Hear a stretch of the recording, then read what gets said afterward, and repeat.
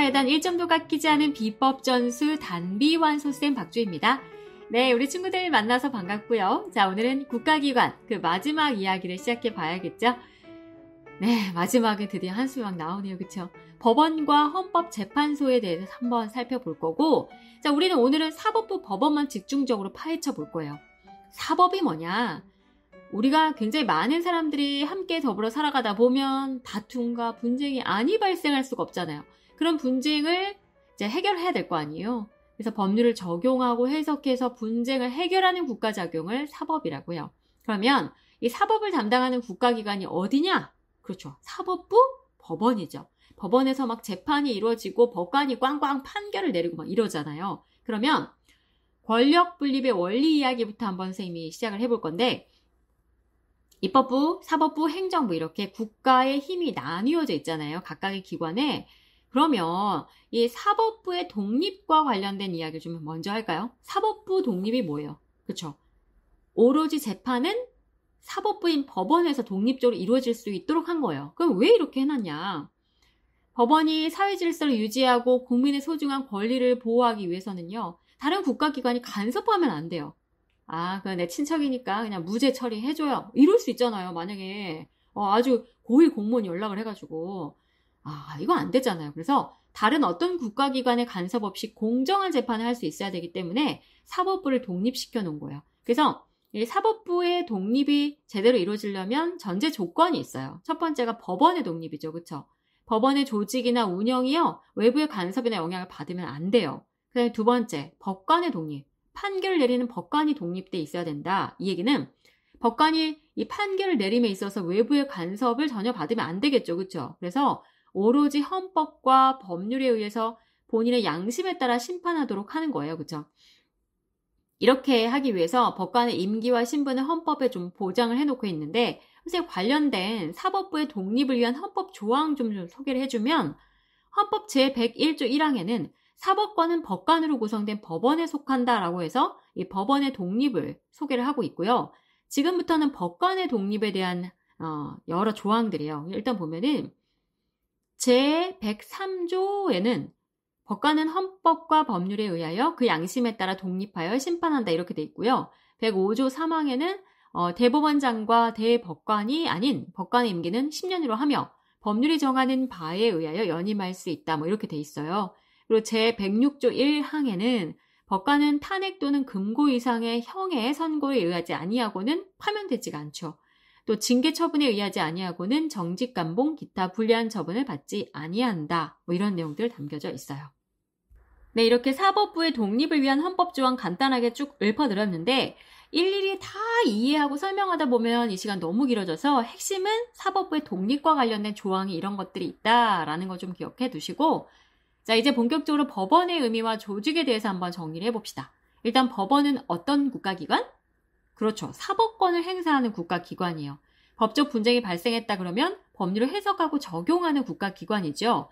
자, 그런데 우리나라는 법원에 급을 두고 있어요. 지방법원, 고등법원, 대법원 이렇게 급을 두고 있고, 한 사건에 대해서 대체로 이제 3번까지 재판을 받는 3심제를 채택하고 있다라는 거 사회 1에서 공부했죠. 그죠? 그러면 먼저 지방법원. 지방법원은 주로 민사재판, 형사재판의 첫 번째 1심 사건 재판을 담당을 해요. 또 어렵지만 지방법원 합의부는요, 지방법원 단독 판사가 맡은 첫 번째 1심 판결의 항소 사건을 또 재판하기도 하고요. 그 다음에 고등법원, 주로 두 번째 2심 사건 재판을 담당을 하는데, 사회 1에서 공부를 아마 하셨을 거예요. 그죠? 심급제도. 우리나라는 3심제를 채택하고 있다.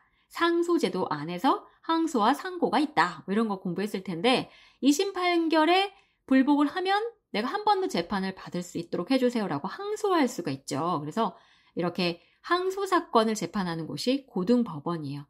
그리고 고등법원은 지방의회 의원이나 지방자치단체장의 선거에서요, 선거의 효력에 관한 재판도 담당을 해요. 그 다음 대법원입니다. 네, 우리나라 최고 법원 아니겠어요? 최종적인 재판, 3심 사건을 담당하는 곳이고요. 우리가 보통 2심 판결에 불복하면은 저 한 번 더 재판 받게 해주세요라고 상고를 하잖아요. 그 사건을 담당하는 거고요. 대법원의 판결은 최종적인 효력을 가져요. 자, 그 외에도 대법원은 특허법원의 판결이 불복해서 상고한 사건도 재판을 하고 대통령과 국회의원 선거에서 선거의 효력에 관한 재판도 담당을 하고 명령 규칙의 법률 위반 여부도 심사를 해요. 이건 뭐 너무 어려우니까 참고로만 알아두시고 대법원의 구성원을 좀 소개를 하면 일단 대법원장 1명하고요. 나머지 13명의 대법관으로 구성이 되어 있고요. 모두 국회 동의를 얻어서 대통령이 임명을 해요. 대법원장은 국회 동의를 얻어서 대통령이 임명을 하고 대법관은 대법원장의 제청으로 국회 동의를 얻어서 대통령이 임명을 하게 돼요. 임기는 6년이고요. 대법원장은 중임이 불가능한데 대법관은 중임이 가능해요. 자, 그 다음에 기타 법원도 좀 소개를 하면 우리가 특수법원이라고 하죠. 가정법원이 있어요. 이혼이나 상속 뭐 이런 가사사건이나 소년보호사건을 담당하고요. 행정법원은 행정 관련 사건을 담당을 해가지고 잘못된 행정작용에 관한 소송사건을 바로 행정법원에서 담당을 해요. 그 특허법원은 특허권과 관련된 사건을 담당을 해요. 자, 그럼 이제 법원의 권한도 한번 살펴보죠. 먼저 이 재판을 통해서 다양한 법적 분쟁을 해결하죠. 그렇죠? 법원의 가장 기본적이고 중요한 기능인데 법률을 해석하고 적용해서 다양한 법적 분쟁을 해결하고요. 그 다음에 위헌법률 심판 제청권이 있어요. 이건 뭐냐면 한창 지금 재판이 진행 중인데 이 재판에 적용해야 되는 법률이 헌법을 좀 위반하고 있는 것 같아요.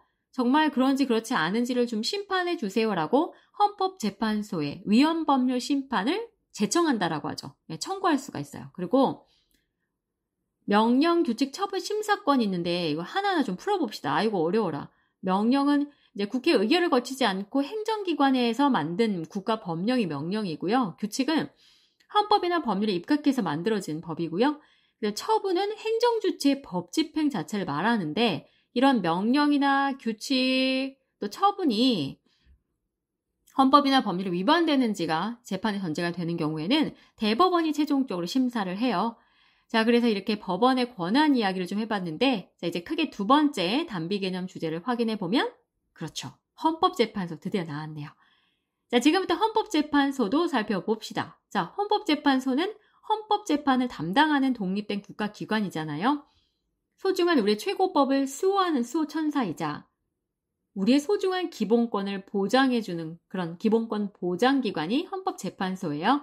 일단 헌법재판소는 법관의 자격을 가진 9명의 재판관으로 구성이 되고요. 대통령과 대법원장이 각각 3명씩 지명을 하고 국회에서 3인을 또 선출해서 대통령이 임명을 하고요. 헌법재판소장은 국회 동의를 얻어서 대통령이 임명을 해요. 임기는 6년입니다.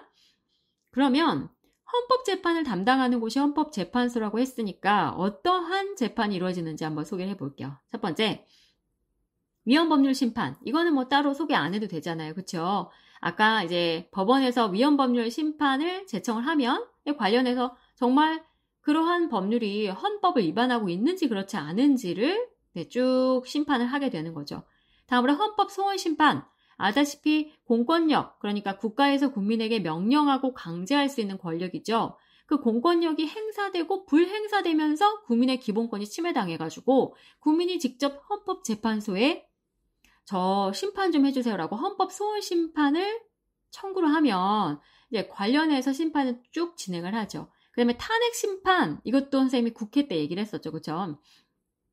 법률이 정한 고위공무원이 지금 직무를 해나감에 있어서 헌법이나 법률을 위반했어요. 그래서 국회가 이거 좀 심판해 주세요라고 탄핵 소추를 의결한 경우에 탄핵 심판을 헌법재판소에서 진행을 하게 되고요. 자, 그러면은 예를 들어서 뭐 과거에 이런 사례 있었잖아요. 그렇죠? 해당 대통령은 파면이 결정되었습니다. 라고 선고하는 쪽은 헌법재판소죠. 그죠? 다음으로 권한쟁의 심판. 이건 뭐냐? 국가기관 사이에서 또는 국가기관과 지방자치단체 간에서 또 지방자치단체와 지방자치단체 사이에서 권한과 의무의 범위에 관한 다툼이 생긴 경우에는 해당 기관이 청구를 해서 권한쟁의 심판이 이루어지고요. 그 다음에 정당 해산 심판도 헌법재판소에서 해요. 그러니까 정당의 목적이나 활동이 좀 헌법에 정하는 민주적 기본 질서에 어긋났다 했을 경우에는 행정부가 청구를 해서 정당 해산 심판이 헌법재판소에서 이루어지기도 하죠. 자, 그래서 이렇게 헌법재판소의 쭉 역할 중에서 선생님이 위헌법률 심판, 헌법 소원 심판, 탄핵 심판은 굉장히 중요하니까 별표를 꼭 눌러 드릴게요. 되셨죠? 자, 그래서 오늘 우리가 법원과 헌법재판소에 대해서 공부를 했는데 가장 중요한 것은 일단은 기본적으로 법원에 급을 두고 있다라는 거. 지방법원, 고등법원, 대법원에서 어떠한 재판이 이루어지는지, 그 다음에 법원의 기능이자 권한을 3가지 소개해드렸죠. 그 부분하고 헌법재판소에서 행해지고 있는 바로 그 여러 가지 심판 꼭 좀 기억을 해두시길 바랄게요. 되셨죠? 자, 오늘도 고생하셨고요. 또 새로운 내용으로 다음 시간에 만나도록 할게요. 안녕!